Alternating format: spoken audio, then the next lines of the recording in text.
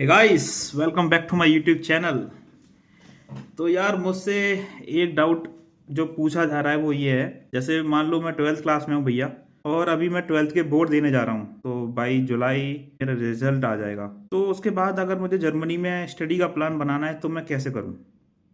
तो देखो, जैसे मैंने प्रीवियस वीडियो जो मैंने अपलोड करी थी उसमें मैंने बताया था कि यार जर्मनी में अगर बैचलर स्टार्ट करनी है ना तो 3-4 रास्ते होते हैं। जैसे या तो अगर आपने जो अपनी 12th है वो आईबी बोर्ड से करी हो, है ना, लेकिन जनरली क्या होता है ना, मेजोरिटी जो स्टूडेंट्स हैं हमारे यहाँ पे वो सीबीएसई बोर्ड से होते हैं या आईसीएसई बोर्ड से होते हैं या स्टेट बोर्ड से होते हैं, जैसे यूपी बोर्ड रहा, राजस्थान बोर्ड रहा। तो जहाँ तक है तुम उस कैटेगरी में नहीं आ रहे होते हो, तो क्या होता है जब हम इन बोर्ड से पढ़ाई करते हैं, मतलब 12th करते हैं, तो तुम डायरेक्ट जर्मनी में जाके अपनी बैचलर स्टार्ट कर सकते हो। उसकी प्रोसेस होती है, लाइक एप्लीकेशन फॉर्म भरती हो, वीज़ा के लिए अप्लाई करते हो, वहाँ से शॉर्ट लिस्ट होता है तो एक ऑफर लेटर मिलता है। उसके बाद तुम अपनी फ़्लाइट बुक करके चले जाते हो। अब ये तो पहला ऑप्शन था, राइट, कि हमने 12th अपनी आईबी बोर्ड से करी हो। लेकिन जो दूसरा ऑप्शन ये है कि मैंने या तो 12th के बाद आईआईटी जेई और एडवांस का एग्ज़ाम निकाला हो। तो क्या होता है जब हम आईआईटी जेई और एडवांस का एग्ज़ाम निकाल लेते हैं और फिर तो तुमको आईआईटी मिल ही जानी है, इंडिया के टॉप मोस्ट कॉलेज में पढ़ने का मौका मिलेगा ही। अब अब जब आईआईटी में पढ़ने का मौका मिलेगा तो शायद कौन ही जाएगा बाहर जर्मनी पढ़ने। लेकिन फिर भी कुछ स्टूडेंट्स होते हैं जो ये चाहते हैं, आईआईटी जेई एडवांस का पेपर दे के उनका क्लियर हो जाता है कि उनको इंडिया के एजुकेशन सिस्टम में ना पढ़ के जर्मनी के एजुकेशन सिस्टम में जाके पढ़ना है। तो शायद ये दूसरा ऑप्शन भी बहुत लोग नहीं कर पाएंगे।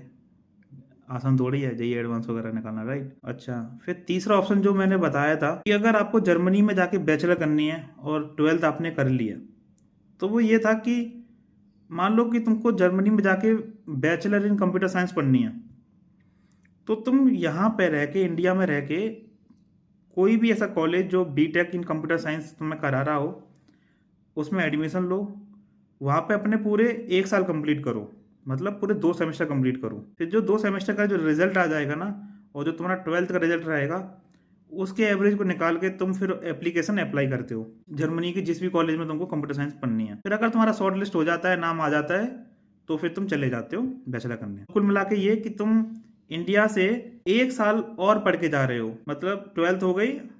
अब यहाँ पे हमने ऐसा 13 क्लास करी है।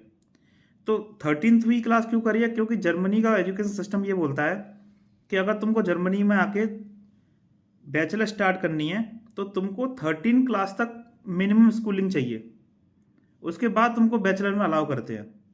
अब क्योंकि इंडियन एजुकेशन सिस्टम में हमारी जो मैक्सिमम जो स्कूलिंग होती है वो होती है 12th तक, तो वहाँ बैलेंस करने के लिए हम यहाँ पे एक्स्ट्रा 1 क्लास कर खुद पढ़ के जाते हैं। मतलब बैचलर में एडमिशन यहाँ ले लेते हैं, वहाँ 1 साल कंप्लीट करते हैं, फिर जाते हैं। अच्छा, इसके अलावा जो चौथा ऑप्शन, जो लास्ट ऑप्शन है जिसके बारे में मैंने बात करी थी ऑलरेडी, वो था स्टूडेंट कॉलेज की बात। तो इसमें क्या होता है, जैसे जो 13वीं क्लास है ना, वो जर्मनी में जाके करते हैं। जैसे मैंने क्या समझाया कि जर्मनी में बैचलर स्टार्ट करने के लिए 13 क्लास तक चाहिए। इंडियन एजुकेशन सिस्टम सिर्फ 12th तक रहता है, 13 क्लास यहाँ होती नहीं है।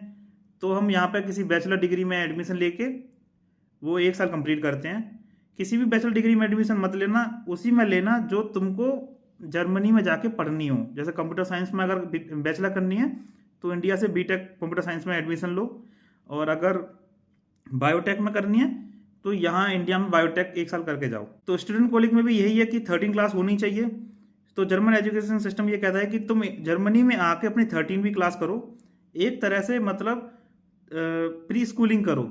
मतलब यहाँ के सिस्टम में ढलने के लिए तुमको एक एक्स्ट्रा साल और देनी पड़ेगी।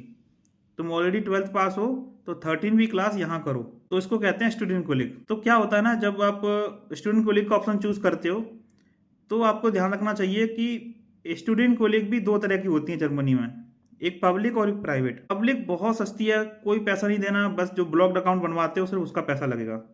प्राइवेट बहुत महंगा है और शायद जेब खाली हो सकती है। अब जब पब्लिक स्टूडेंट कॉलेज का ऑप्शन बना रहे हो तो तुमको पहले से कुछ प्रिपरेशन करके चलनी पड़ेगी। मतलब चलो सपोज करते हो तुम 12th क्लास का एग्जाम अभी देने वाले हो और रिजल्ट आ जाएगा तुम्हारा जून जुलाई तक, तो अभी से मतलब जनवरी चल रहा है, तो अभी से तुम क्या कर सकते हो, अभी से तुम ये कर सकते हो कि तुम जर्मन लेवल लैंग्वेज सीखना स्टार्ट करो। उसको A1 A2 B1 B2 minimum B2 level तक यहाँ सीखो, कंप्लीट करो। एक गॉइथे करके इंस्टीट्यूट है, उसका एग्ज़ाम रहता है, उसमें एनरोल कर लेना। जर्मन लैंग्वेज सर्टिफिकेट वो दे देते हैं तुमको।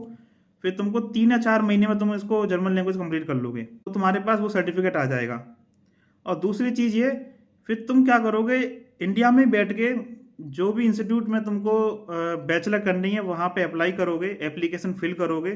कॉलेज सेलेक्ट करने के बाद तब जाकर तुमको कॉलेज की तरफ से एक कंडीशनल ऑफर लेटर मिल जाएगा। कंडीशनल ऑफर लेटर प्लस तुम्हारा जर्मन सर्टिफिकेट्स जो लैंग्वेज का है, plus some documents, SOP, motivation letter तुम्हारा, इसके अलावा जो APS सर्टिफिकेट है, इन सारे डॉक्यूमेंट्स को लेके फिर हम वीज़ा के लिए अप्लाई करते हैं।